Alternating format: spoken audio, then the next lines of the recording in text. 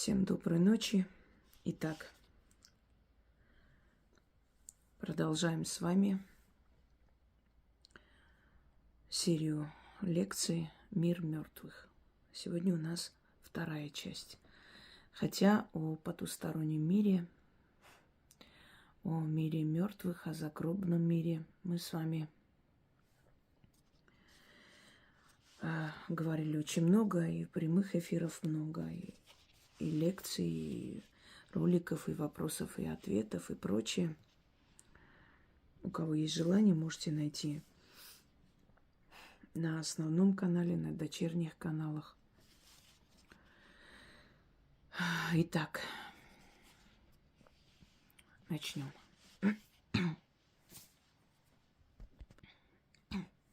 Голос немного сел, поэтому извиняюсь. Здравствуйте. У меня вопрос, если можно раскрыть эту тему. Когда мной была мама беременна, умирает старший брат. Версия утопленник в 5-летнем возрасте. Умер 5 апреля. Я была не запланированный ребенок, а аборт должен был быть 7 апреля. Эта ужасная трагедия подарила мне жизнь. В итоге рождаюсь 5 ноября. Эти даты смерти... Какой-то звук. Это коты мои. Да, Гиса? Рыжик. Привидение ходит. Эти даты смерти и рождения 5 апреля и ноября не дают покоя. Я чувствую взаимосвязь. Правда ли, что неотработанная карма, задача старшего ребенка налагается на следующего ребенка? Мне 34 года, не замужем, никогда не была, в семье часто как спаситель, если понятие отделить карму умершего брата от своей заранее. Спасибо. Во-первых, хочу вам сказать, что хватит увлекаться вот этой восточной мифологией, философией. Карма, неотработанная, отработанная. Кто-то там что-то отработанную карму себе берет. Знаете, очень много всяких горе-профессионалов, горе-философов и гуру, которые всякую ересь выдают за чистую монету и пичкают народ. Карма в переводе «карающая матерь», она же Фемида, она же юстиция, она же мировая справедливость. Все. Никто никого не отрабатывает, не перерабатывает, не знаю, не пропускает через перерабатывающую машинку. Это всего лишь восточная философия, которая стала в 90-е годы очень популярна. Про реинкарнацию, про карму и прочее. Я сняла подробно лекцию, называется «Реинкарнация – это миф». Его не существует. Я там объясняю. Нам дается только одна жизнь. Никто ничью карму не обрабатывает, не перерабатывает. Никто не берет карму родителей. Это называется родовое проклятие или долг перед Вселенным, который оставляет род своим потомкам. Это совершенно другое. Но это относится к родовому проклятию или к родовому благословению. Такое тоже существует. Каждый человек приходит в этот мир и проживает свою жизнь. И когда он уходит, значит, его время, его функция в этом мире закончена. Как бы он ни ушел, как бы нам не было больно, что уходят молодые, красивые, или дети, совершенно неважно. Его время было столько, его срок жизни был такой. И он пришел, он прожил свою жизнь и ушел. Никто не умирает раньше времени, никто не умирает слишком поздно. Да, мы как люди, естественно, говорим, молод, он должен был еще жить, его время еще не пришло. Сокрушаемся, когда очень страшно, бесчеловечно убивать людей, потому что если мы будем спокойно к этому относиться и говорить, ну, так надо было, карма, какую-то обработку, переработку прошел и так далее, знаете, мы перестанем быть людьми. Мы просто будем скрываться, знаете, как прятаться под этими лозунгами кармы и прочего, и совершенно забудем о понятии как сочувствие. Нет, мы как люди должны осуждать и убийство человека, и мучение человека. Неважно, пришло его время или не пришло, ты его не убивай. Понимаете? Ты не участвуй в этом. Если его время пришло, он умрет от сердечного приступа, упадет, ударится головой. Ты не делай злодеяния. Иначе все можно объяснить тем, что вот я это сделал, потому что так нужно. Так маньяки, так серийники себя оправдывают. Какие-то голоса, я должен был это делать, у меня какие-то функции нужно было выполнять. Тоже прочитали всю эту билиберду про карму и ходят, втирают, что они всего лишь выполняли какую-то функцию. Итак, ни за кого вы не живете свою жизнь. Цифры. Цифры могут иметь определенные значения в роду, если они часто повторяются. Далее. Утопленники – это нехорошо. Если в роду есть утопленники, это определенная программа. Если в роду кто-то сгорел или кто-то утонул. Знаете, сейчас кто-то скажет, ну, столько людей тонут, горят. Да, но это очень малый процент из тех смертей, которые происходят естественным путем. Не у всех в роду кто-то сгорел или кто-то утонул. У многих в роду от болезни умерли, от старости умерли. И мало кто вот утонул, сгорел и так далее. Я знаю много людей, у которых в роду нет такого. Даже нет убийства. Все умерли своей естественной смертью. А если такое происходит, это говорит о том, что заложена некая программа. И через некоторое время опять этот утопленник, вы понимаете, утопление случится, то есть появится еще один утопленник. Точно так же и связано с самоубийством. Там немножко более пострашнее. Это первое. Второе. На месте вашей матери я бы не стала говорить своему ребенку, что ты знаешь, вот если бы твой брат не утонул, ты бы не родилась, я уже собиралась идти делать аборт. Ведь вы это сами не могли знать нигде, никак. Это кто-то из взрослых рассказал, кто-то добрый, сердобольный, да, в кавычках. Или мама ваша сказала, что вот если бы он не утонул, ты бы не родилась. Зачем это нужно делать? Совершенно неудивительно, что у вас в жизни ничего не получается, потому что вас изначально запрограммировали как изгоя.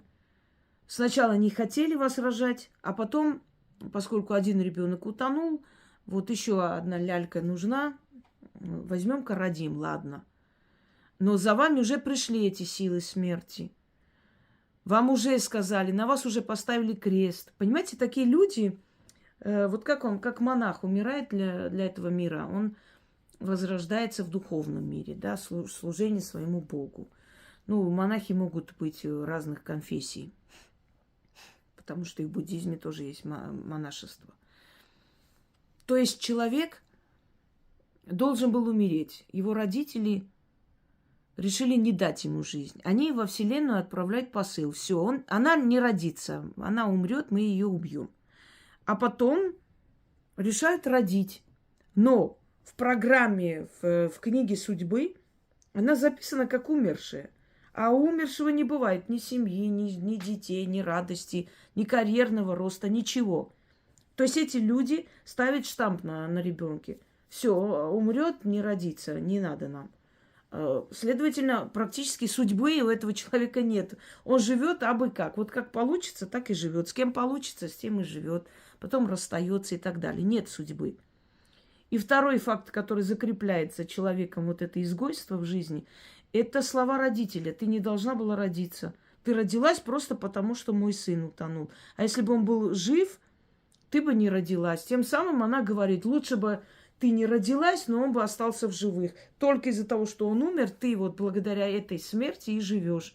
Дает программу своему ребенку. Ты здесь не нужна. И ты не нужна была нам. Он был нужен.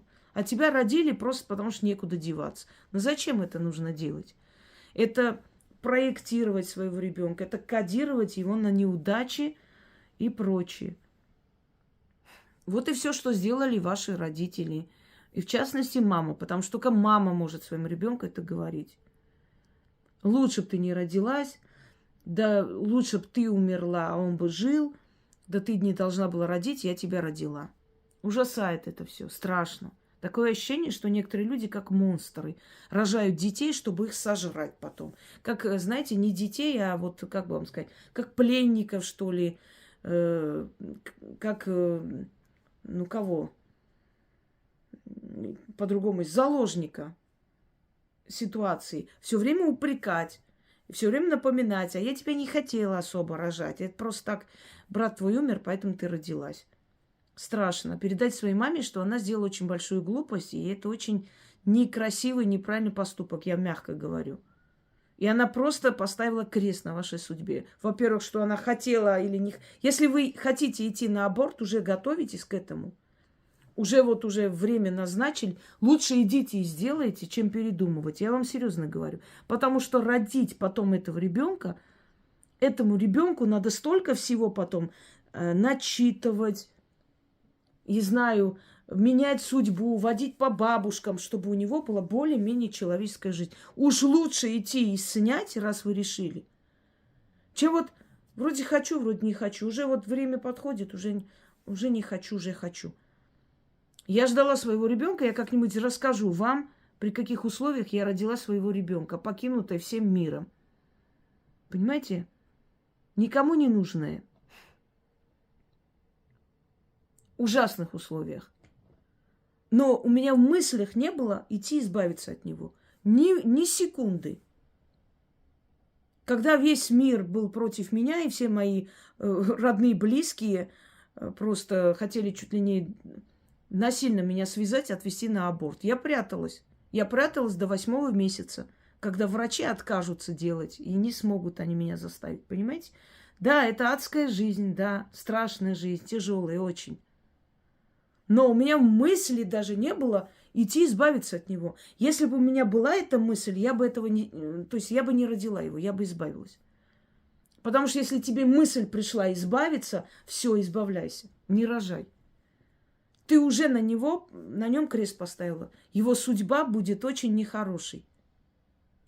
Думайте над словами. Вы делаете посыл, там еще только зачат, он только еще в таком в состоянии эмбриона. А ты уже говоришь, он мне не нужен. И я вам скажу изначально, да, душа приходит, происходит зачатие, но в начальной стадии есть определенный срок, за какое время ты можешь освободить душу и идти сделать аборт. Дальше ты не имеешь права. И вот когда уже формировалось его мозг, сердце, это уже, он уже взаимодействует со своей душой. Пока он просто эмбрион, точечка, у него нет связи с этой душой. Она есть, она ждет, пока формируется мозг. И сразу же подключается к этому созданию. Понимаете, вот так грубо сказать. Почему, например, человек, у которого мозг болен, у него не будет развития в мире, он не принесет никакой пользы этому миру. А если у него здоровый мозг, даже если у него ноги не ходят, даже если он там, не знаю, тяжело передвигается или лежит, от него больше толку мироздания. Он лежа может преподавать, он может писать книги. В отличие от человека, который вроде бы такой здоровый детина, но мозг у него не функционирует нормально.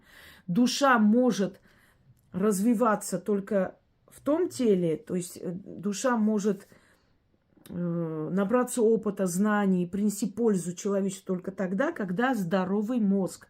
Это его антенна, он подключается к нему, к телу человека, и они взаимодействуют. Если мозг больной, душа не может к нему. Он может иногда давать... У него есть душа у сумасшедшего человека, у больного человека, у человека с отсталым там мозгом тоже есть душа, да, естественно. Но она не может полностью раскрыться, потому что некуда это все. Вот это все равно как по сломленному телефону звонить, понимаете? Один звонок пройдет, другой нет, третий там перепутается, не туда нажмется, потому что экран не работает, телефон не работает, неисправный. И поэтому через раз получается СМС отправить или позвонить. А если телефон исправный, ты можешь через этот телефон снимать, загружать, я не знаю, разговаривать, СМС отправлять, отвечать и так далее. Вот то же самое, грубое сравнение, но одно и то же. И у тебя есть время, пока эта душа не подключилась к телу твоего ребенка, идти и убрать, если ты не хочешь. А тут хочу, не хочу, мужик есть, Я когда ходила на консультацию, будучи беременной, я видела женщин, которые пытались избавиться 6 месяцев, 5 месяцев. Я смотрю на них, говорю, у тебя совесть есть вообще? Ну, ты понимаешь, что это живое создание? Родится, вытащат, крикнет, понимаешь? Оно живое. Она говорит, ну, мы хотели пожениться сначала, а потом он передумал, а я сейчас вот не... То есть мужик есть, ребенок нужен. Мужика нет, ребенок не нужен. Такие женщины никогда не станут матерями. Никогда. Даже если они 50 штук родят, они просто самки, инкубаторы. Матери в ней нет. Ну, нету. Потому что женщина любит своего ребенка, независимо от того, мужик остался, ушел, пошел он к черту, этот мужик. Так что вот почему ваша судьба пошла наперекосяк. Ничью судьбу вы не проживаете. Вы просто изначально ребенок, которого вычеркнули из списка живых, а потом этот ребенок родился, кое-как живет, и потом этому ребенку сказали, что ты не нужен был, просто тебя родили, потому что некуда было деваться, ну, нужен был ребенок.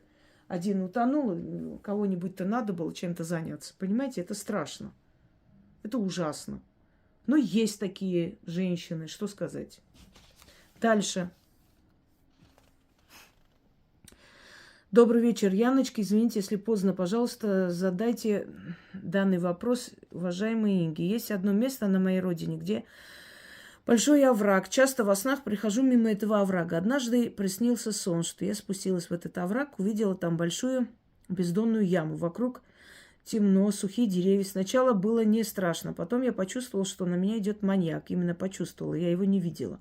И вдруг подходит отчим с 2 друзьями. Он умер более 10 лет назад. И они скидывают этого маньяка в яму. Потом я показываю отчиму фотографию его внучки, которая только что родилась.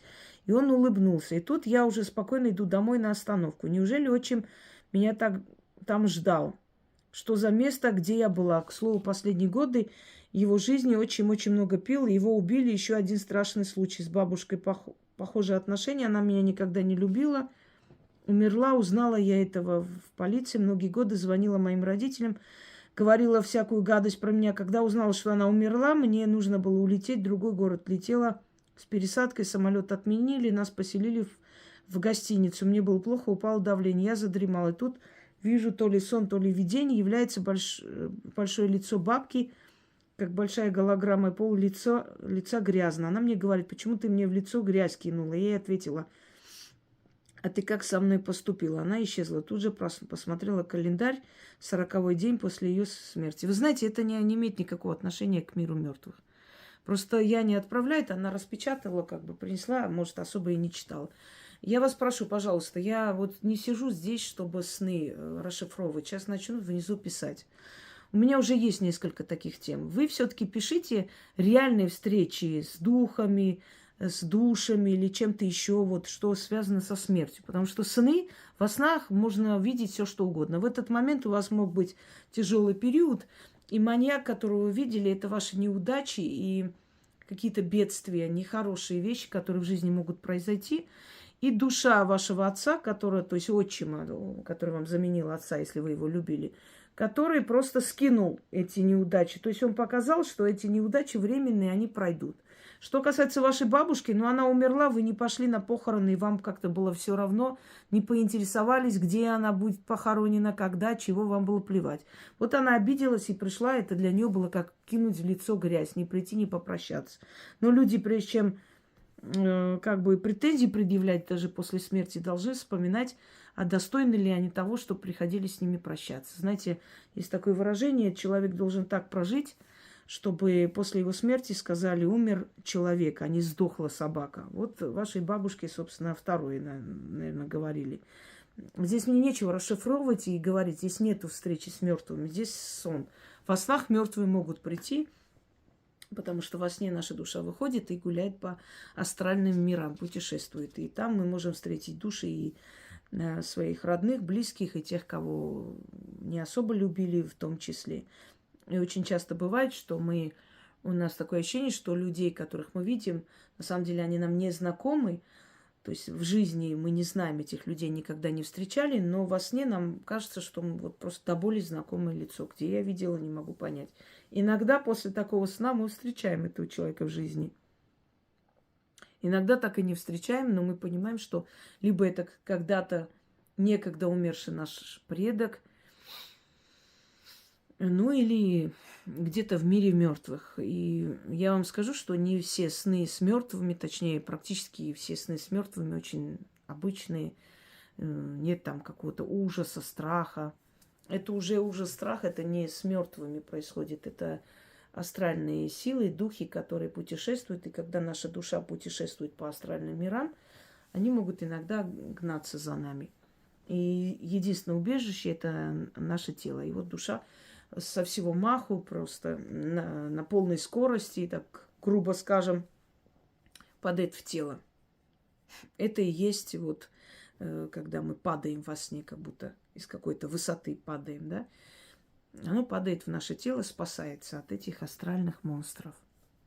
Давайте далее. Здравствуйте, Яна. Вопрос Инги по теме о душе. Так.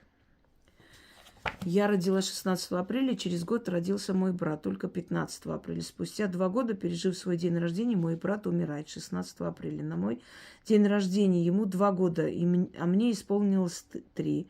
Я никогда не любила свой день рождения, и еще момент. Моя любимая бабушка умирает 11 апреля. Папа 7 апреля, бабушке 82, папе 54. Мне всегда это интересовало. Почему так рядом с моим днем рождения брат вообще на мой день рождения умер? Может быть, я вам уже говорила, не буду еще раз отвечать, что в роду все не случайно. Если вы сядете, любой человек сейчас сядет, посмотрит даты рождения, даты смерти, очень часто они рядом. Очень часто бывает, что в одной семье друг за другом дни рождения идут просто. 1, 2, 3 дня. И даты смертей также друг за другом идут. Это семья, это род, это память крови. Поэтому здесь особо мистического не ищите такого. Вот почему так. Ну, я вам объясняла, что дни рождения самые опасные, они обнуляют жизнь человека. Если у вас день рождения практически в один день или там, ну, то есть похожее, да, через год родился, ну, вот 16-го, 15-го. Вот он умер на свой день или на следующий день. На день рождения часто умирают люди. Именно на свой, ближе к своему дню рождения. Несколько дней до, несколько после. И это часто бывает. И тем более, учитывая, что вы родственники, родные люди, родились рядом друг с другом, друг за другом, даты и смерти друг за другом могут быть. Здесь нет мистики, здесь объяснять нечего, здесь не хорошо и не плохо. Просто вы родные люди, просто у вас род. Просто эти цифры часто повторяются в роду, понимаете? Часто повторяется время смерти, дата смерти, часто повторяется возраст смерти. Вот посмотрите, например, в одной семье вот мужчина 56, 54, там 57, вот так, 56, 54, 57, не доживает до 70. Вот все практически. Не мистика, просто вот такая вот у них генетика, кровь. Ну, если мистика, имеется в виду, может быть, что-то когда-то сделано, и вот мужчина этой семьи не доживает до 60. Это тоже может быть. Но в любом случае, почему именно все мужчины одной семьи? Потому что они родственники. И это идет по крови. И хороший, и плохой идет по крови. Вы посмотрите на свои династические фотографии, семейные фотографии, насколько у вас одинаковые черты лица. Такое ощущение, как будто вот сидит бабушка, потом там мама ваша, ну, если она сноха, значит, и тетка ваша, пускай и сидит. Вы. И вот такое ощущение, как 3 возраста человека. Вот сначала бабушка была как вы, потом была как тетка ваша, чуть постарше, а потом вот такая. И вы будете такая же в свои 3 возраста. Сначала так и так далее. У меня тетки все были склонны к полноте, и я была всегда как такая вся, знаете, не знаю даже, как объяснить. Худышка, это мягко сказано. Я одевалась в детском мире. Я покупала там вещи, и смеялись надо мной, я их одевала. Вот настолько я дюймовочкой меня называли. Я была очень, очень маленькая. Ну и что вы думаете? Ну, к 40 годам начала полнеть. Вот и все. Генетика. Так, начнем дальше. Яна, помогите, пожалуйста, если можно, Инге СМС передать. Мои родители не живут в доме. Там остались собака и 3 кота. Решил сына отвезти к родителям мужа. И с машины их выпустили. Они с испуга убежали, и все. Сын в шоке. Кошка старая, с бельмом на глазу, стерилизованная, спокойная. Она пропадет сама. Ничего не поняла. Искала по селу, услышала, что убежали к машине случайно. Кошечки, котов нигде в селе не нашли. Я читал заговор на черной ткани свечой. Сын хотел как лучше. Пожалуйста, если сможет помочь найти. Ну вот и спасибо вам. Вот отвлекает на всякую фигню. Сказано было вопросы о мертвом мире. И зачем вот это все? Это о мертвом мире вопросы. Это, наверное, когда происходило, это вот, ну, то есть несколько месяцев собирались эти все вопросы. Невидимая нить есть, колдовская нить. И вообще надо быть осторожнее. Нельзя выгружать животных и где-нибудь выкидывать. И большинство случаев, когда животные пропадают, это вина хозяев. Понимаете? Это их беспечность.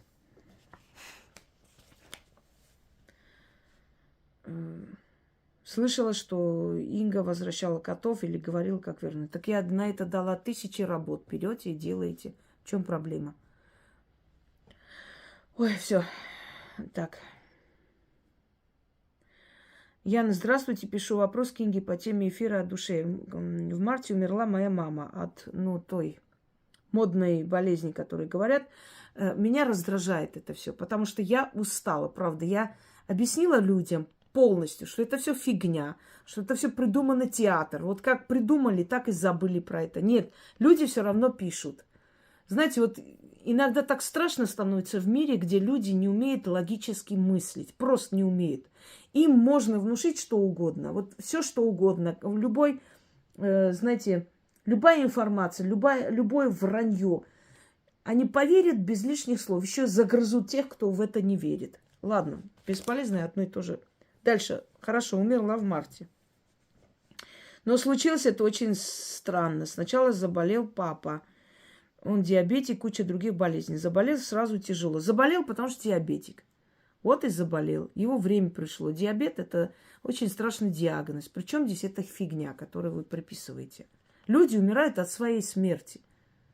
Они даже заметили, такую ерунду придумали, чтобы это вот как-то так оправдать. Мол, эта фигня усиливает все болезни. То есть от чего бы ты не умер, напишут, что ты умер от этой херни. Извините за выражение. Так. Положили в больницу, думали, не выживет. Однажды он позвонил маме и сказал, что лучше не становится, он устал. Мама стала плакать, переживать, сказала фразу: «Если бы я могла, то забрала бы его болезнь себе». Далее случилось так, как будто они поменялись судьбами. Мама заболела, умерла, а папа очень резко выздоровел. Вопрос: могут ли души поменяться судьбами, или это случайность? Судьбами они не поменялись. Это не судьбы. Она просто попросила смерть его себе.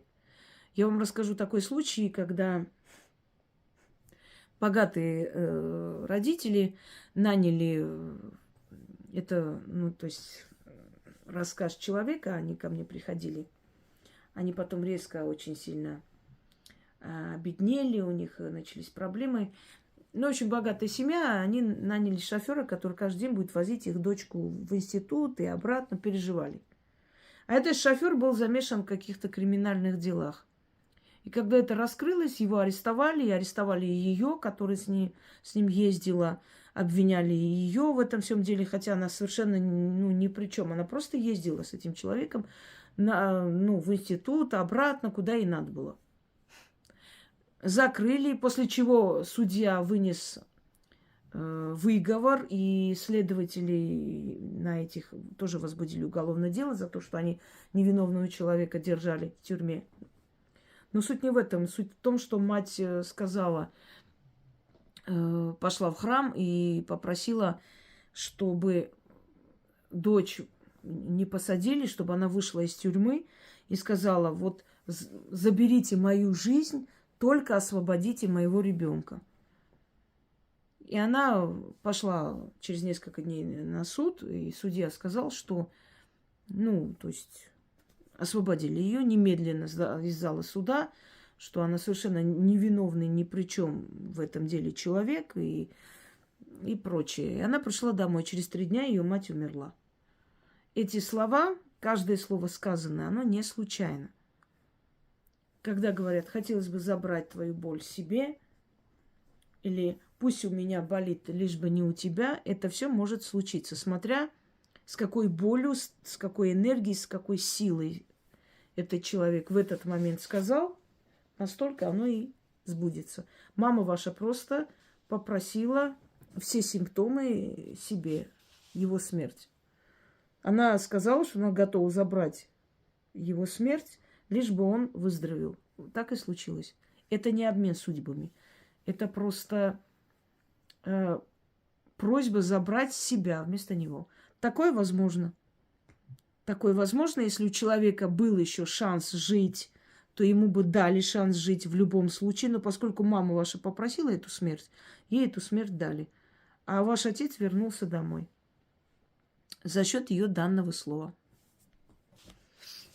Добрый вечер, Яна. Можно спросить у Инги? Мне 60 лет, когда умер племянник, его увезли в морг, что, стоя в его доме, ощутила какое-то холодное прикосновение. Я стоя, наверное, неправильно. Прикосновение по спине. А через несколько лет в больничной палате моя соседка умерла в туалетной комнате. Было такое же касание. Я ничего не спутала. Я запомнила на всю жизнь, что это могло быть. Просто есть люди, у которых это не то, что способности, но вот есть люди, у которых более открыто это видение. Они никому не смогут помочь, они не смогут контактировать с миром мертвых. Это не говорит о том, что у них есть какая-то сила, но это говорит о том, что вот смерть им показывает свою энергию.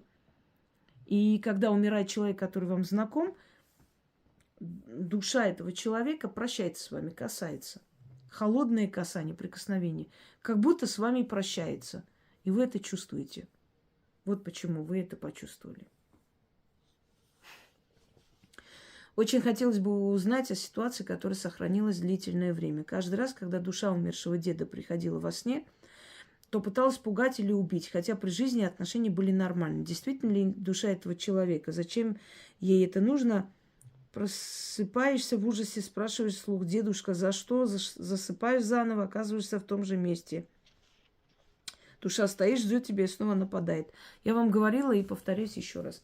Наши родные и близкие, когда приходят во сне, они могут настолько страхом, пуганием, такими вот кошмарными снами беречь от чего-нибудь. Задумайтесь, почему он так делает. Может быть, ваш супруг вас обманывал в этот момент. И он пытался показать, что в жизни не все хорошо, что вас могут обмануть. Может быть, вы хотели там что-то купить и готовы были поехать с этими деньгами, не знаю, дом смотреть. Все эти страшные нападения наших родственников, ушедших во сне, это нам предупреждение. Они нас пугают. Пугают, чтобы предостеречь. Я вам рассказывала свой сон, и это было за несколько дней до того, как меня чуть не убили. Я жила в республике Коми, и во сне пришла моя бабушка. Сначала мне показали реку. Река – это жизнь, жизнь и смерть. В общем, судьба человека. Огромная река. Я до сих пор вот и рассказываю, я помню этот сон перед глазами, как будто вот, как фильм. И вот зеленая такая поляна, очень красивый и красочный, яркий сон. И 2 женщины режут корову. Причем маленьким ножом режут эту корову. Она там брыкается, мычит. И я говорю: почему вы мучаете это бедное животное? Почему вы режете ее еще и с таким маленьким ножом? Они говорят: как, на твои поминки режем. Понимаете? А потом я увидела бабушку свою, которая показала мне зарытую могилу. И сказала, что это для тебя. Потом схватила меня за руку и начала тащить. То есть это тоже был страшный сон. Она меня напугала, то есть этим всем. И я не послушалась и все равно пошла. И там меня, конечно, спасли, но тот страх, который я натерпелась, вот сейчас, когда показывают какие-то сцены ужаса, да, я понимаю полностью, что чувствовала жертва в этот момент, и это очень страшно. Очень тяжело жить в этом мире, когда ты просто не просто пропускаешь через себя или можешь сочувствовать и представить себе, а если ты сама это прошла. Представить себе это одно совершенно. А когда ты это чувствовала сама, когда тебя могли убить, и когда никто не помогал, и тебя просто могли бы где-нибудь закопать, потому что никто за тебя сидеть не хочет, особенно групповое убийство, понимаете? И ты слышишь просто обсуждение о том, как бы тебя куда-нибудь сбагрить, и думаешь, что тебе плохо или ты умерла.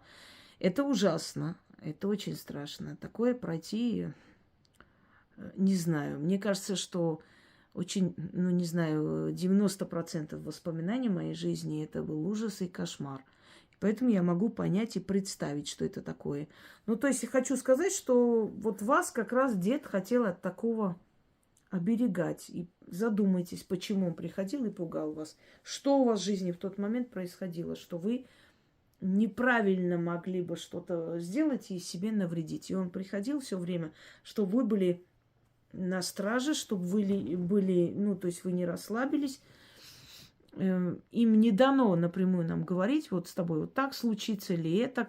Если бы было дано, они бы это сделали и не тратили бы время на то, чтобы пугать. Но поскольку им запрещено напрямую говорить, они пытаются страхом до нас достучаться.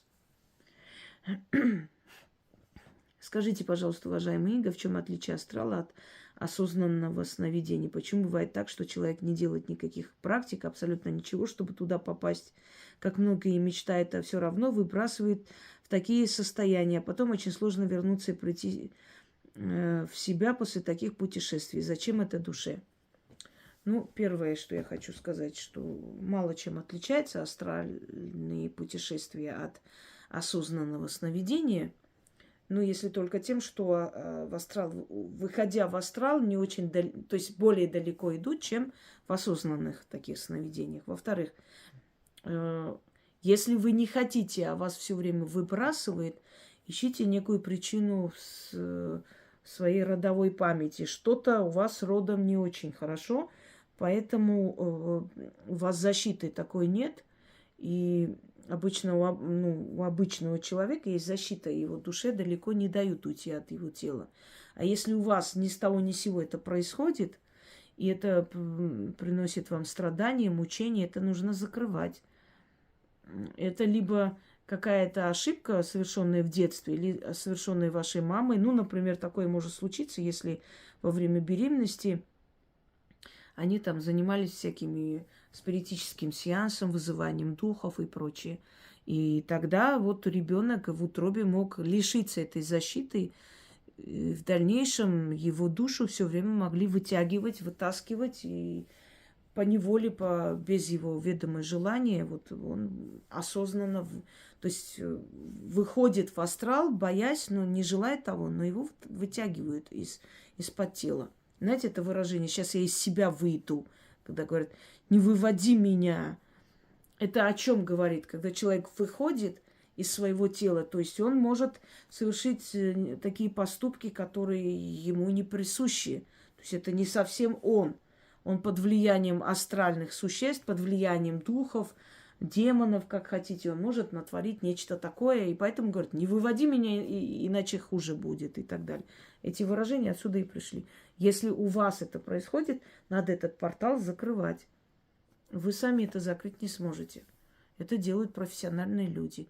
Значит, у вас в роду были некие ошибки, и у вас нет этой защиты, которая не дает вашей душе выйти. Если бы этой защиты не было у людей, мы бы сейчас просто, сидя за рулем, например, человек мог бы выйти в астрал и удариться или убить кого-нибудь. Кстати, такое бывает, когда человек потом не помнит, что случилось. Это приписывает тому, что сердечный приступ, плохо стало, обморок случился и так далее. Ну, если докажут. Ну, даже если докажут, наказание все равно последует. Так, давайте далее. Что касается загробной жизни, то тут дня не хватит описать все происходящее. Мои бабушки и дедушка являются в облике пары воробьев, в основном, чтобы порадоваться успехом. Если они есть. Уникальный случай с моим рыжим котом, которому пришлось усыпить в 2017 году. Он оберегает меня, является в облике божьей коровки оранжевого цвета. Так, все это вам, написавшему вот это прямиком к психиатру. Это вот даже не обсуждается. Поэтому даже эту муть я даже читать не хочу. К сожалению, у нас очень много душевно больных людей. Вы даже не представляете, сколько их. Иначе я бы каждый день снимала ролики трехчасовые, которым очень хочется блеснуть умом, и они свои фантазии выдают за реальность. Когда у человека скучная жизнь, когда у человека, знаете, абсолютно бесполезная жизнь, он себя не реализовал, он пытается реализовать себя тем, что ведьма, колдун, понимаете, сам себе надумывает. Почему это происходит? Это некое психическое отклонение. Человеку очень хочется быть необычным. Он таким образом оправдывает свою никчемность.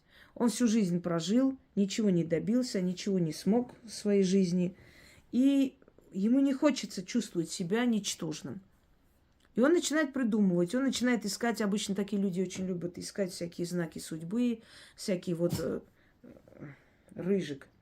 Вот какая-то там, какое-то родимое пятно говорит о славе, о величии, ему уже под 50, он сидит по родимому пятну, определяет, что он особенный, на нем знак величия, там знак богатого человека, и сам спит на этих сталинских кушетках, понимаете?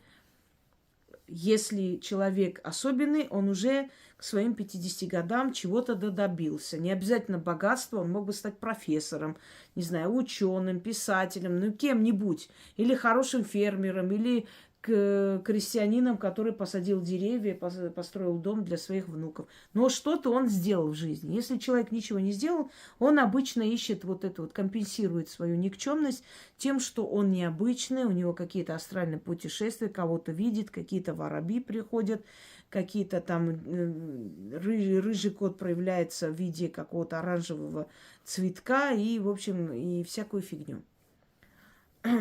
Так можно вот, нафантазировать очень много. Ну, вот, например, вот сказать, что вот эти камни – это какие-то души каких-то древних астральных существ, которые пришли сюда, вот сейчас лежат, и они приходят, не знаю, что еще. Вот рыжий, который тут спит, это какой-то древний дракон, который перевоплотился в кота и пришел в наш дом. Ну, если желать, то, то есть хотите. На самом деле магия – это очень трезвая, очень реальная наука, как математика, она, скажем так, как он там, все забыла, есть у нас гуманитарные науки, да, и все, представляете, вылетело из головы. Ну, одним словом, это, да, это точная наука, все правильно, точные науки. Вот магия – это точная наука. Скажешь это слово, будет так, скажешь что, будет этак. Все. Там нет места сумасшествию, там нет места фантазиям. Там вполне реальность. Есть души, есть демоны, существуют. Да, как они приходят, как они проявляются, есть определенные объяснения этому всему. Но, знаете, говорят, что вот эта кружка – это какой-то древний демон, который перевоплотился в кружку, или этот кот – древний дракон, это уже попахивает клиникой. Тут магия здесь совершенно уже ни при чем. Как там я говорю, раньше были Наполеоны, сейчас одни маги и колдуны. Дальше. Здравствуйте, Яночка. Мой вопрос на эфир. Душа моя остро нуждается в ритуалах славянского пантеона. У Инги нашла ритуал Костромы для защиты семьи. Больше пока не видела. Острая необходимость в защите славянских предков. Лично у меня никакой там крови быть где-то могу. Прошу вас передать мою просьбу. Значит, первое, что я вам хочу сказать, у меня много славянских ритуалов. Надо искать вам. Это раз. Обращение к славянским богам и к славянскому пантеону у меня есть немалое количество. Во-вторых, если, во-первых, вы знать не можете все крови, которая в вашей генетике существует. Поэтому люди, которые говорят, что они вот там чистокровные, принадлежат этой нации или той нации, в итоге может выясниться, что у них даже чернокожие были в роду. Поверьте мне, такое возможно. В-третьих, для того, чтобы получить защиту, вы знаете, и азиаты могут сделать славянский ритуал к славянским богам и кострами, и эти боги им помогут. Потому что любое обращение, любое почтенное обращение, любое уважительное обращение к богам любого пантеона дает результат. Другое дело, что если человек живет в России, он хочет чтить этих богов, чтобы эта земля давала ему много блага и любила его, да, тогда он стремится, хочет задобрить богов, вот местных богов, да, вот этого народа, этой нации, этой земли. Это похвально, и это хорошо. Это нужно. Если вы приезжаете в какую-либо страну и обосновываетесь там и живете, и ваши дети ходят в школу и прочее, помимо того, что вы должны уважать культуру этого народа, уважать этот народ и ознакомиться с историей этого народа, потому что это правильный подход, это достойный подход, уважительный подход. Помимо всего этого, если вы хотите добиться успеха, вы должны задобрить богов этой земли. Потому что всегда, когда ты идешь жить на земле не своих предков, эта местность тебя отчасти отталкивает, не принимает. Поэтому и происходит конфликт, что человек приезжает, не может обосноваться, ему не нравится, ему что все не так, не так, он уезжает. А кто-то приходит и добивается больших успехов, и уважения, и любви, и очень комфортно, и любит, и остается здесь, и говорит, что это его родина. В чем разница? Разница в том, что кого-то эта земля приняла, а кого-то нет. И кроме того, даже если эта земля тебя не приняла, и пантеон богов, местных богов тебя не особо жалует, но если ты изначально покажешь свою любовь, уважение, почтение к этим силам, они тебе помогут даже больше, чем местным. Понимаете? Это проверено. Это уважение. Ваша энергия должна совпасть. Вы энергетически должны проявлять вот внутреннюю вот покорность, почет, не знаю, благоговение, называйте как хотите. Но это уважение. Это поклонение, это благодарность этой земле и силам, которые охраняют эту землю тысячелетиями. Вы им понравились, они вам помогут. У вас будет и дом, и любовь людей, и уважение, и все, что вы хотите. Не понравились, ведете себя развязно, неправильно ведете, нет покорности к этим силам, нет уважения к этим силам, смеетесь тем более, считаете это несерьезным, пришли здесь со своим уставом в чужой монастырь, учите еще кого-то, как надо себя вести, и что ваша культура самая лучшая, а здесь вообще ерунда. Поверьте мне, вы здесь ничего не добьетесь. Не только потому, что люди вас будут отторгать и выгонять, и не любить, и не взаимодействовать. Еще силы этой земли вас выкинут отсюда. Они вас выжмут, просто заберут всю энергию, и вы ни с чем вернетесь домой. Вот и все. Это касается любой земли. Если вы решили там обосновываться. Если вы на время поехали там по каким-то делам, можете там свои дела сделать, вернуться. Особо там вы не привязаны к этому месту. Но если вы хотите какие-то дела сделать, если вы хотите подняться, если вы хотите жить здесь, тем более с семьей, вы должны знать, что у вас должно быть уважение к хранителям этого места. А хранители этого места – это боги, это духи, это души людей, которые здесь жили, и они должны видеть уважение к себе. Так. Здравствуйте, Яна. Можно задать вопрос Инге? У меня хранится старый семейный фотоальбом, в котором есть фото умерших родственников в гробу. Такая, видимо, традиция была. Есть фото 20-х, 30-х прошлого столетия. Можно узнать, на нас, потомков, такие фото оказывают какие-либо влияния на судьбу? Сжечь такие фото, просто рука не поднимается. Никакого влияния на вашу судьбу не оказывает. Постмортем называются эти фотографии. Мода пошла с Англии. Правда, там делали вид, что фотографировали как бы живых. Якобы спит в руках там матери. Почему это делалось? Потому что фотография это была большая роскошь, очень дорогая дорогое удовольствие, не каждый мог себе это позволить. И когда в маленьком возрасте ребенок умирал, или даже в большом возрасте человек умирал, и у него не было фотографий прижизненных, хотелось запомнить его хоть каким. И вот фотографировали его в таком не очень приятном виде, оставляли потомкам. А потом это перешло, то есть фотографировали обычно людей, обычных крестьян никто не фотографировал, но если там сыновья, снохи работали в каких-то таких, знаете, сельсовете или в районо, еще где-нибудь районном совете в коммунистическое время могли себе позволить позвать фотографа, сфотографировать там похороны свекра, свекрови, матери, еще кого-то. Эти фотографии просто говорят об истории вашей семьи, больше ничего.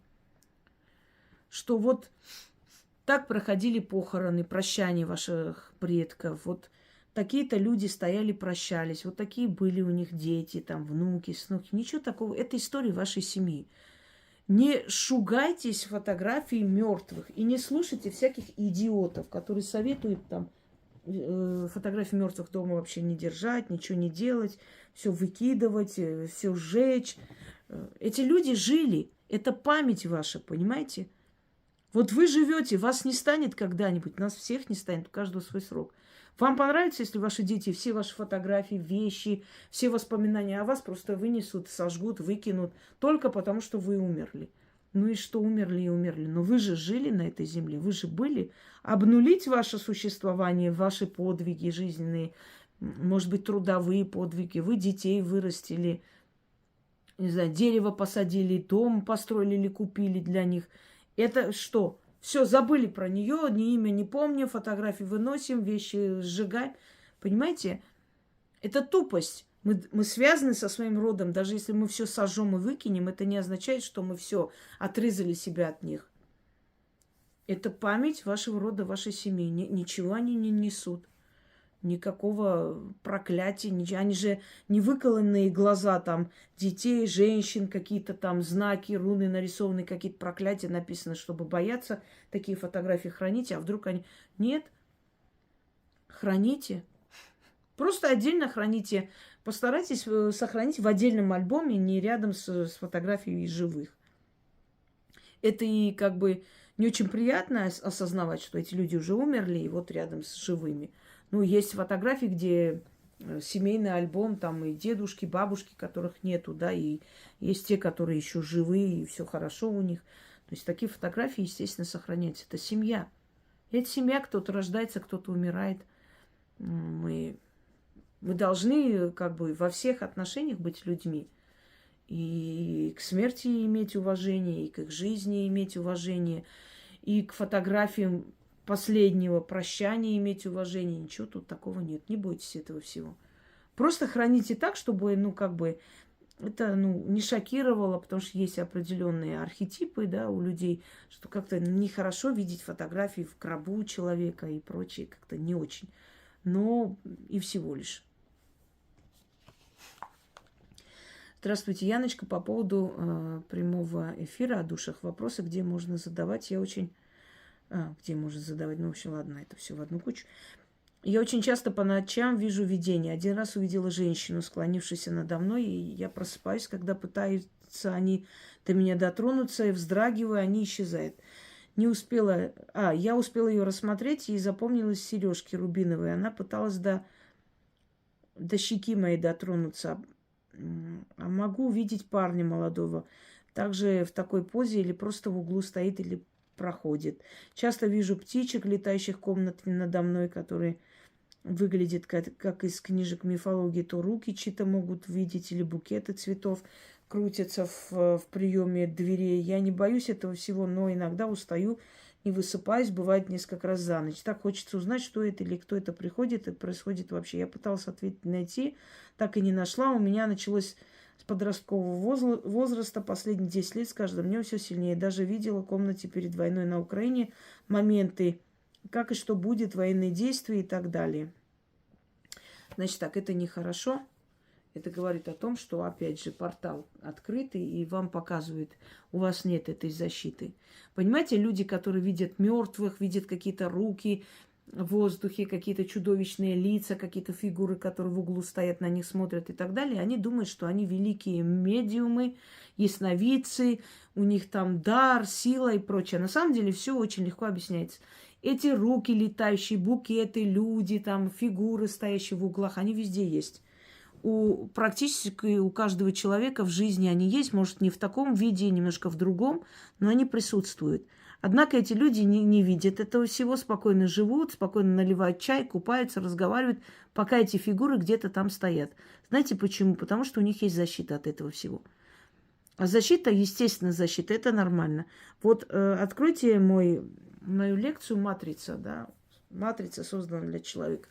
Это сбой матрицы называется, когда вы лишены той защиты, которая должна быть у каждого нормального человека, закрывающего мир духов, потусторонний мир. И эти все видения, они вам ничего не дают. Вы не сможете через них кому-то помочь, потому что они ни о чем, они просто фигуры, они просто мертвые, просто непонятные какие-то там лица и так далее. Ну, оно никому не интересно и не нужно. Если я, например, кого-то вызываю из духов и вижу, и чувствую, и вхожу в контакт, и узнаю какую-то информацию, это помогает кому-то. Или людям помогает, народу помогает, миру оставляется какое-то там ясновидение, да, предсказание. Это другой вопрос. Оно нужно и приходит. Но когда человек просто видит эти все кошмары, и они ему вообще ни о чем, ни к чему, ни для чего, это говорит о том, что у этого человека нет защиты, которая закрывает каждого человека, адекватного, нормального человека, закрывает от мира духов. Он их не видит. И это нормально, и он живет спокойно, потому что духи живут везде. Я с вами разговариваю, очень может быть, что там где-нибудь в углу тоже какая-то фигура стоит, на нас смотрит. Но вы их не видите, и я могу видеть, могу не видеть. Мне тоже их не всегда показывает. И, одно время часто бывало, что вот тот самый сбой, они приходили, и мне было очень некомфортно, плохо, я не могла вообще найти себе место. А потом я научилась это закрывать, и я могу начитать, открыть и увидеть что-нибудь. Если я не хочу этого всего видеть, я просто начитываю, и они закрывают пеленой. А зачем оно надо? Вы думаете, что хорошего есть в том, что ты сидишь на кухне, пьешь чай, и вот проходит чья-то фигура, или руки чьи-то в воздухе там крутятся, или какие-то букеты крутят, или гроб крутится. От этого что, весело живется? Нет. Это абсолютно ненужная информация, которая может рано или поздно свести с ума человека, понимаете? Сегодня фигура стоит на тебя, смотрит, завтра эта фигура начнет с тобой разговаривать, и ты начнешь отвечать. А люди, которые рядом сидят, они видят, что никого нет, ты сама с собой разговариваешь. Тебя свяжут, увезут в дурку. И ты не докажешь, что это кто-то там стоит. Их задача в этом и есть сломать жизнь человеку. В таких случаях надо это закрывать.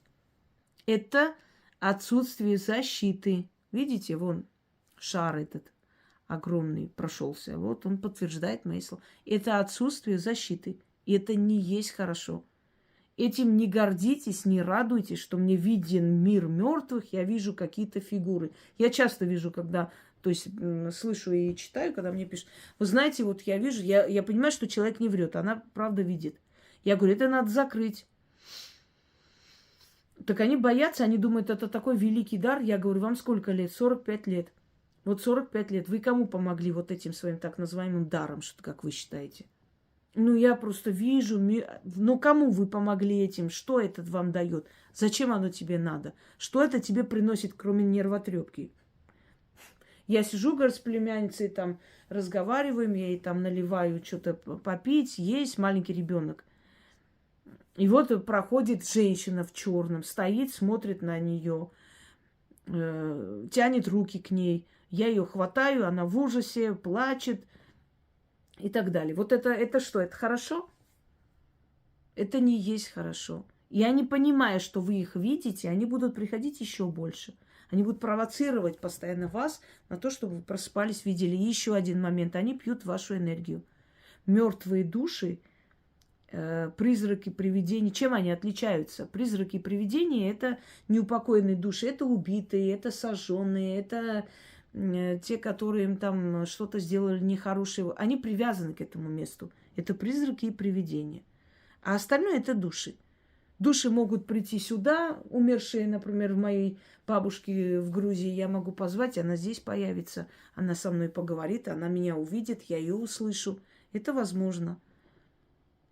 Но я стараюсь вам говорить постепенно, к этому приучать, потому что, это для обычного человека непонятно, где-то, может быть, даже звучит как фантастика. Зачем вам это нужно? Вы же это не увидите. Но я сяду и скажу, да, я вижу предметы, я слышу, я могу перейти в астральные миры. Мне это дано. И последние годы оно очень, очень сильно и без усилий, как раньше было. Ну и что? Но это мне нужно, я работаю в этой сфере, я ведьма. Это моя профессия, я этим живу. Это моя жизнь, понимаете? По-другому никак не может быть. А вам это зачем надо? Чтобы вам просто приходили мертвые. Это закрыть нужно. Яночка, добрый день. Хотелось бы узнать у нашей уважаемой Иги сон, который приснился неделю назад. Мой сын умер внезапно год назад. Пришел ко мне во сне и сказал, что у него украли все цветы. Возле его могилы 2 свежих холмика, но без табличек, без цветов, просто земля. Я стала ходить по кладбищу, искать его корзины с цветами, никак не могу найти. Потом стал искать директора кладбища, он спрятался от меня. На кладбище устроил парники с клубникой, ягод много усыпано. Вот ужас какой-то. Таких людей просто, я даже не знаю, как их можно наказывать. Это с мертвой энергией. Он же продаст эту клубнику где-нибудь наверняка, а потом люди будут болеть, не понимая, откуда эта клубника. Это ужасает. Цинизм людей, меркантильность людей и бездуховность, безнравственность просто поражает, правда. У этих людей, кроме денег, в голове ничего нету просто. Дальше. Я проснулась расстроенная. Через 3 дня поехала к сыну на могилку, и в ужасе могила без цветов, без корзин, только 2 веника стоят, даже букеты. Это и во сне увидели вы что, клубнику? Почему-то мне кажется, что это реальность вы увидели во сне. Закопанные в могилу, и те вырвали. Получается, мой сын мне во сне сказал, что его могилу обокрали. Как можно наказать таких нелюдей? Нам очень больно, мы в себя не можем прийти. От потери ребенка живем только его малыми детками. Хотелось бы от Инги услышать ответ. А я вам скажу, вам не нужно их наказывать. Люди, которые разоряют могилы, скорее всего, эти цветы они забрали, чтобы продать, перепродать. Они просто идут, корзины забирают и продают. Вот такие мрази существуют на земле, да. Такие люди рано или поздно, не рано или поздно, они рано уходят. Они попадают в аварию. Если ваш сын пришел к вам во сне, представляете, что он с ними делает? Если его душа к вам пришла, и вы правда пришли, увидели, что реально обокрали. Это представьте, это же действительно, да? Кто-то скажет, сон там всякое может. Но если сон, который приснился людям, он оказался правдой, и они поехали, увидели, что правда нет, кто-то же предупредил, логично. Понимаете? Это значит, что ваш сын не менее обозлен на них, чем вы. Это значит, что ваш сын их накажет сам. Вам не нужно даже ничего делать. Единственное, что я могу вам сказать, вы можете сказать просто посреди кладбища, обратиться к силам кладбища или к мертвым и сказать, те, кто лежит, свои могилы сторожит. Идите по всему свету, по миру идите. Вора найдите, разорителя могилы найдите. И как считаете нужным, так и накажите. Да будет так. Или своими словами, души умерших, которые здесь лежат, вы видели, кто своровал, вы видели, кто это сделал. Найдите этого человека и так накажите, чтобы он дорогу сюда забыл. Вот и все. А еще можете записку оставить на могиле своего сына. Что тот, кто обокрал могилу нашего сына, пускай удостоится точно такой же судьбы, как наш сын. И все. Конечно, я даже не знаю, что бы я сделала, увидев такое. Я не представляю. Это не просто кощунственно, это скотство высшей степени. Понимаете, прям слов нет сказать. Это не люди. Таких нелюдей полно. Очень много циничных, конченых нелюдей, которые, ни перед чем не остановится. Ну вот они идут там, взяли цветы, отнесли по новой. А иногда можно эти цветы увидеть там, где рядом с кладбищем продают цветы. Можете пойти туда и увидеть корзины. А если увидите корзины, пойти написать заявление на этого человека, что он собирает назад и продает. Представляете, могильные цветы. Кто-нибудь принесет там домой, да, подарит дочке на день рождения, не понимая, что это могильные цветы. А потом дочь заболеет, уйдет и даже не поймут, что случилось. Страшно. Люди, прекрасно осознавая, ведь они выросли тоже в семьях, они наш народ. Они знают эти все рассказы, разговоры, знают все эти поверья, знают, насколько это страшно, знают, что это очень плохо заканчивается. Зная все это, вот так цинично, паскудно идти и брать корзины, перепродавать, ну, не знаю. Они получают свое, но нам от этого легче становится, вот в чем вопрос. А вашему сыну вечная память. У него сильная душа, раз он приходит к вам. Здравствуйте, уважаемая Яна. Спасибо огромное за ваш бесценный труд, помощь для всех. Если можно, хотела бы спросить нашу уважаемую Ингу, объяснить мою ситуацию по теме духи. Это произошло 3 года назад. Умерла моя бабушка. Через 13 лет после ее смерти погибает мой папа, ее сын. Затем мы с моим родным братом заболели онкологией. Он тоже через 1,5 года умер. Потом умер у мамы родной брат. Вот мы потеряли всех родных за 3 года. А я говорила вам, что смерть одна не приходит и не уходит одна. Всегда 3 человека точно уходят. А если 4-й ушел, это открывается такая вот некая дверь мифическая, знаете, такая тайная, темная дверь. И через эту дверь все начинают уходить. Просто. Неважно, с какой стороны родственники. Вот друг за другом. За 3-4 года, если умерли 4 человека, вот так вот дверь открылась. Они вот 4 души открыли вот эти 4 измерения. Портал. Так, мне снится бабушка, дедушка, папа, они улыбаются. Папа говорит, что он не умер, чтобы я не плакала, что он рядом. А брат снится, я не могу понять, что он говорит или не помню. Я обещала ему, что его вылечат. Я с ним была рядом 9 месяцев, хотя сама проходила химию, но не смогла его спасти. Мы так и не знаем, правильно ли ему поставили диагноз онкологии головного мозга, или это ошибка врачей. Но я все равно не могу простить себе, что не спасла его. А как вы могли спасти его? Когда люди говорят, я не могу себе простить, я вот не... Вы же не боги, вы себя ставите на месте богов. Вот как вы могли его спасти? Между прочим, диагноз ему правильно поставили. От рака мозга вот спасения нет, к сожалению. И вот как вы говорите, вот я вот не смогла... Как вы можете его спасти? Вы Бог, вы божество. Вам дано спасти? Никак. Не надо себя винить. Не надо себя ставить на месте таких древних сил, что я не смогла. Вас бы никто не спрашивал, если его время пришло, вы могли делать что угодно, его бы все равно забрали. Дальше. После его смерти его гражданская жена вынесла все имущество и квартиры мамы, которую покупал брат, хотя сама в жизни не работала, не дает общаться с внучкой. Мы хотим понять, почему так много родственников ушло за короткое время. Проклятие какое-то рода. И, скорее всего, на разорение рода. Кто-то сделал. Это случайно не бывает друг за другом. Что касается того, что она вынесла все вещи, а всегда тунеядцы, ничтожества, маргиналы, нищеброды, сидящие на шее всех подряд, как только умирает близкий человек, они все выносят. Они ничего не сделали, но они на все претендуют. Это нормально. Но такие люди обычно все теряют, а потом остаются под заборами, просто дохнут от пьянства или от чего-то еще. Так что конец этих людей очень страшный. Хотя они здесь схавали, там загробастали, тут взяли. А толку от этого всего никакого. Им это ничего не дает и не приносит.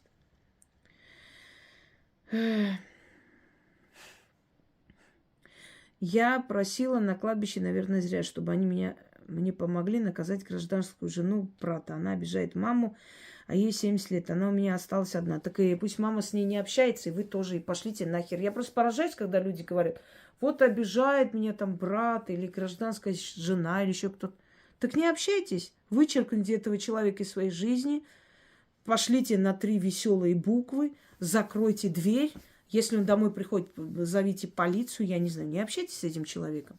Зачем вы с такими ядовитыми, токсичными людьми общаетесь, и вы до последнего хотите, чтобы они поменялись, стали хорошими и так далее? Если человек дерьмо, как он может хорошим стать? Что я сделала неправильно, или что мне надо делать, чтобы больше никто из нас не ушел? Ну, это вот уже глупости болтаете вы, реально. Еще раз вам говорю, не ставьте себя на место богов. Что я не так сделала, что вот... Вы ведете себя как вот подросток, как ребенок, я не знаю. Когда дети говорят, вот это родители разводятся, потому что я плохо себя вела. Ну, глупости. И как узнать, что брат на меня не сердится? А почему он должен на вас сердиться? Вы его заразили раком или что? Или вы специально сделали так, чтобы он умер? Вы на него порчу навели? Или вы его толкнули, он упал, ударился и умер? Вот чего он должен сердиться? У вас, честно скажу, вы не повзрослели. Вы живете как подросток. И это нехорошо. С таким вот не очень развитым сознанием вы ничего не добьетесь в жизни. Во-первых, маму почему обижает, я вот очень плохо, а вот обижает, а я вот там... Обижает, пошли нахер, и все, закрыли двери. Больше не общаемся с этим человеком, который нас обижает. Второе, я виню себя, не смогла спасти. Как вы могли спасти? Вы не Бог, вы не определяете, кому сколько жить. Дальше, он не обижается ли на меня? Что я могу делать, чтобы люди не умирали? Вы себя слышите со стороны? Вот послушайте еще раз себя со стороны. Вы говорите как подросток, но не как взрослый человек. Это детский сад. Как вы дожили до этого дня с таким умом, я поражаюсь, правда. Я реально очень удивляюсь. Ну как вот можно вот так жить? С такими мыслями, с таким дурацким пониманием жизни.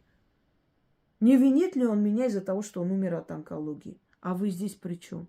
Что мне делать, чтобы у меня больше не умирали людей? Вы ничего не сможете делать.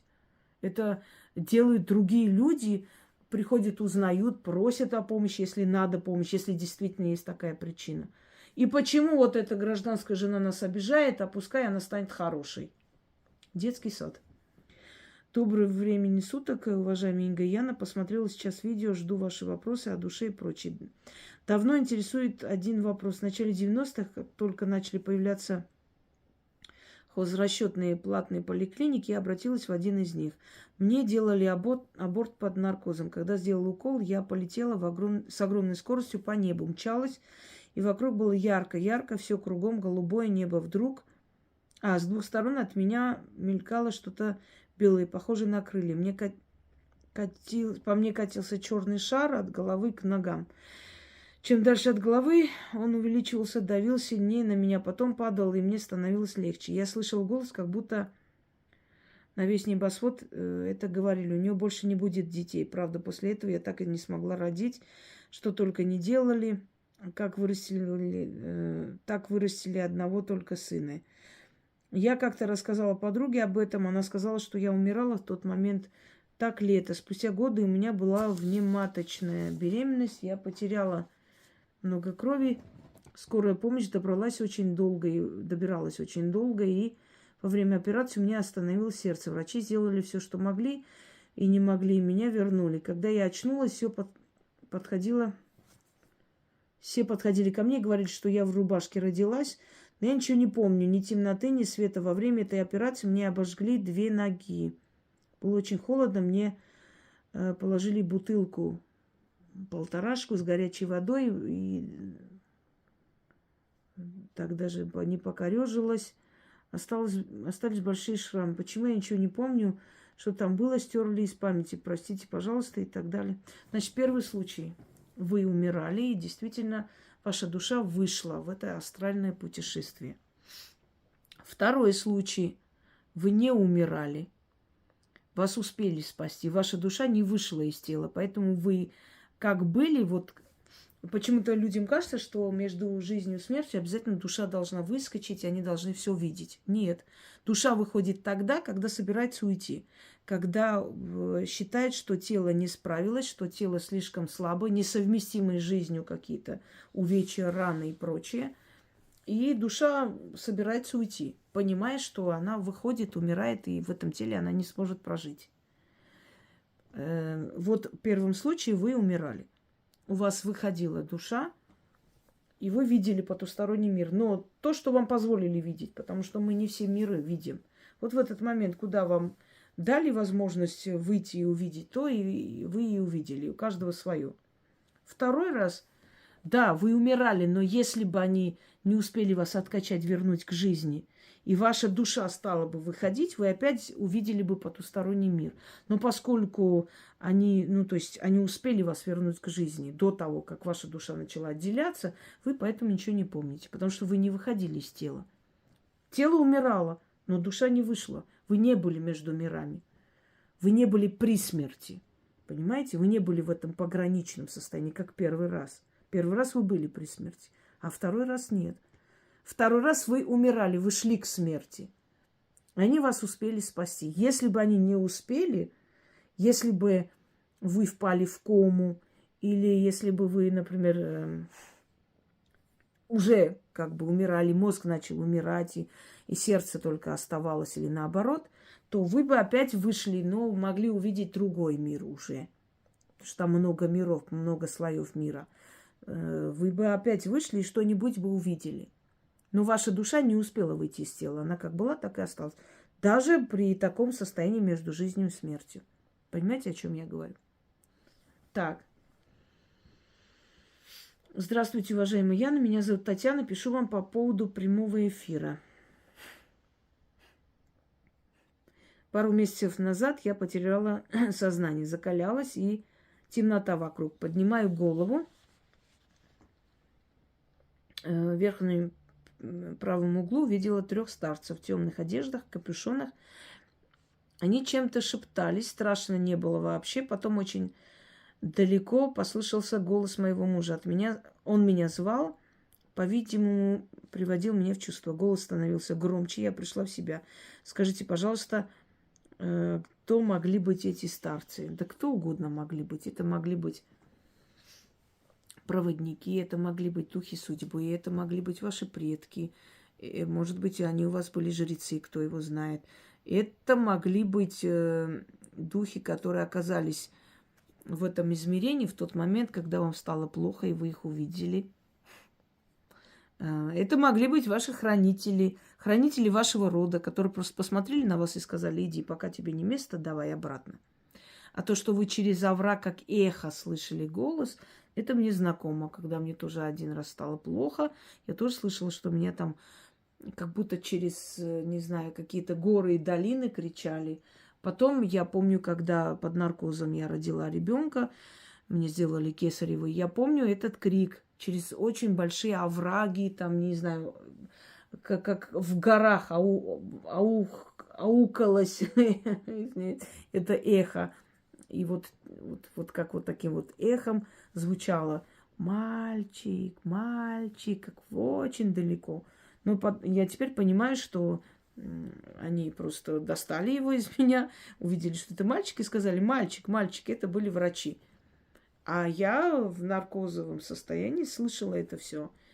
То есть я слышала, о чем они говорят, эти все звуки. Хотя потом, через пару секунд, я ушла куда-то в эти все тоннели, и все эти вот, как это там, буркнули, как этот старик сказал, что ты здесь мешаешь, всем стоишь, что ты тут потеряла. А я не знала, куда мне идти, и вот люди идут, и вот этот вот гул прям в ушах, и вот этот крик постоянно повторяется: на суд, вот так вот нудно. И идут цари, патриархи, не знаю, попы, священники, мулы, разное время, разные эпохи, разные национальности, просто вот так идут через меня. Это очень такое, знаете, незабываемое ощущение, если честно. Я поняла, что все попадают в одно место, и никакие религиозные, какие-то рай, ад и прочие разных религий, конфессий нет. Все пойдут туда, к одному первоисточнику, и будут давать отчет о своих деяниях в этой жизни. Так, дальше. Да, я вам ответила, в принципе. Это не предсмертное состояние, просто немного душа отделилась. И, видимо, вы сильно ударились, поэтому они вам пришли, показали, что да, травма есть, но она вернется. Здравствуйте, уважаемые Яна и Инга, по поводу прямого эфира о духах. Вопрос, может, немного не в тему, но он беспокоит меня много лет. Дело в том, что в молодости занимала деньги у людей, которых уже в данное время нет. В то время я не смогла отдать эти долги, теперь не знаю, как лучше поступить, чтобы души этих людей не обижались на меня. После лекции Инги мировоззрение изменилось, хотелось бы узнать, как поступить правильно. Буду очень признательна. Я вам скажу, подберите животное, эти деньги потратьте на лечение, на обустройство этих животных и отдайте в хорошие руки. И это будет возврат долга этим людям. Даже не людям отдать, потому что люди не всегда это оценят, пойдут выпьют где-нибудь на халявные деньги. А именно помогите животным, подберите их, не покупайте один корм, а именно вот на ту сумму, которую вы не отдали, подобрали, обустроили, вылечили, еще одного подобрали, пока эти деньги не иссякнут, то есть пока та сумма, которую вы должны были отдать, не будет потрачена. И тогда вы поймете, что вы им отдали долг. И поверьте мне, как только вы им отдадите долг, у вас с финансовыми начнется более такое, знаете, дружба. А пока что у вас этой дружбы я не вижу, потому что люди, которые должны отдать долг, это воронка. Она тянет. Пока вы эту воронку не закроете, она будет вас тянуть. Вы всю жизнь будете отдавать. Лучше один раз вернуть и все.